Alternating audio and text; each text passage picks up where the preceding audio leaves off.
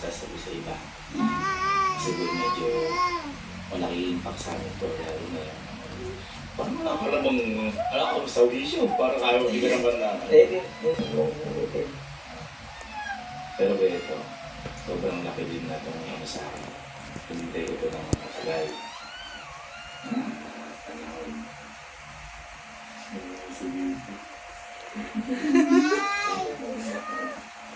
Hoy guys, don't forget, video ko to. Hindi yan yung video.